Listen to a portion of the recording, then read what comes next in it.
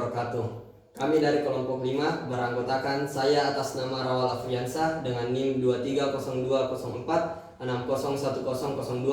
Saya Muhammad Lutfi dengan NIM 230204600004. Saya Muhammad Ardiansyah Bahar dengan NIM 230204602007. Saya Andi Muhammad Alwan Firdaus dengan NIM 230204601014.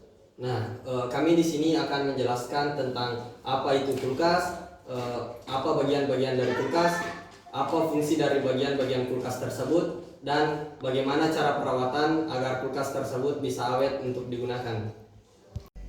Di sini saya akan menjelaskan tentang apa itu kulkas. Nah, kulkas merupakan alat elektronik yang berfungsi untuk mendinginkan atau mengawetkan suatu bahan, baik itu bahan makanan, minuman, obat-obatan maupun alat-alat kosmetik.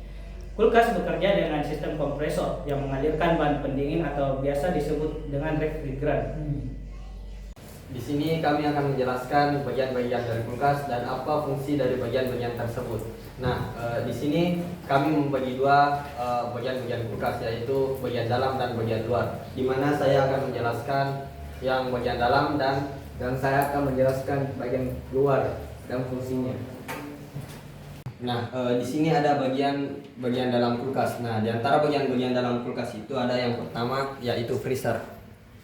Nah, freezer pada kulkas ini berfungsi untuk membekukan makanan dan minuman, memperpanjang umur simpan, serta mencegah pertumbuhan bakteri.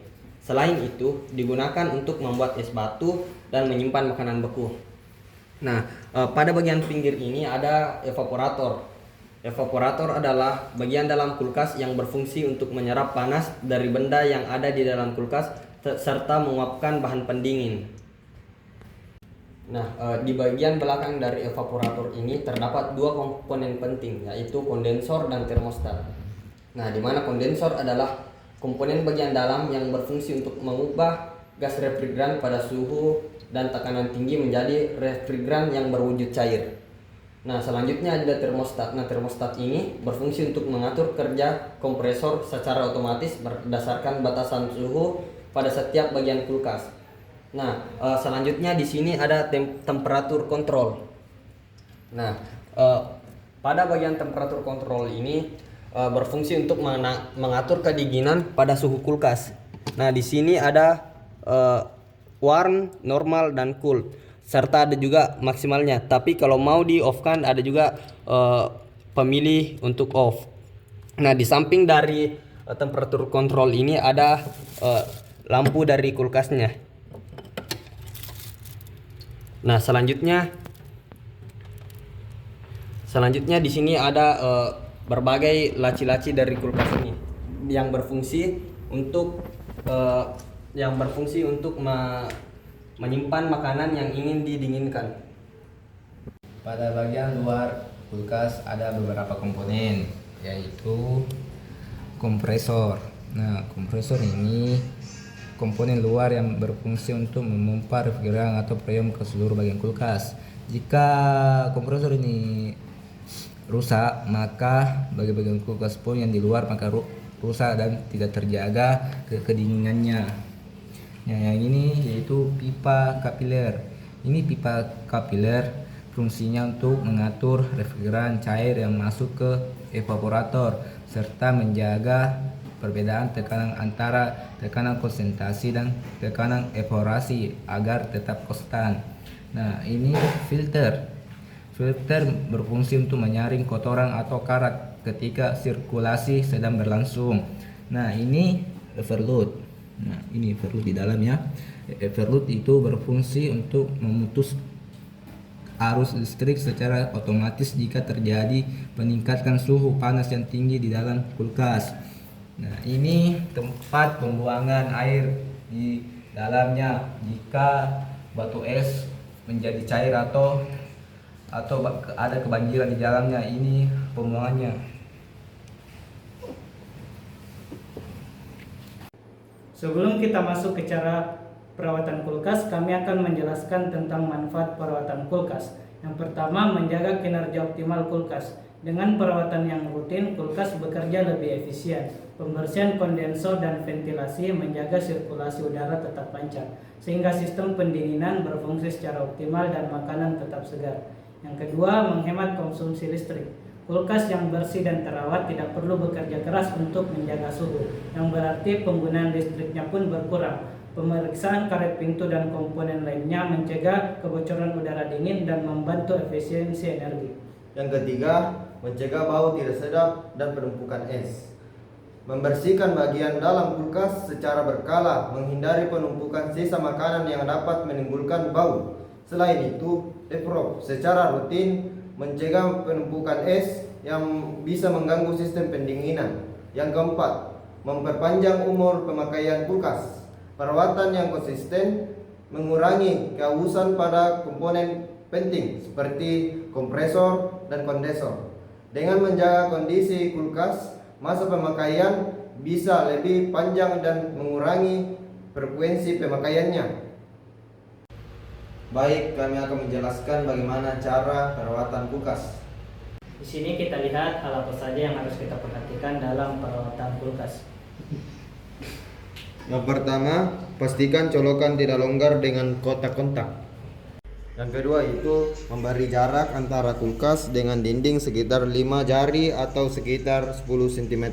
Karena saat running, kompresor menghasilkan panas sehingga panas tersebut harus bersirkulasi agar kompresor tersebut awet. Apabila kulkas dalam keadaan menyala, maka temperatur kontrol suhu sebaiknya tidak diubah-ubah secara langsung, sebaiknya pada posisi normal saja. Selanjutnya adalah kita bersihkan kulkas secara berkala. Adapun cara membersihkan kulkasnya sebagai berikut.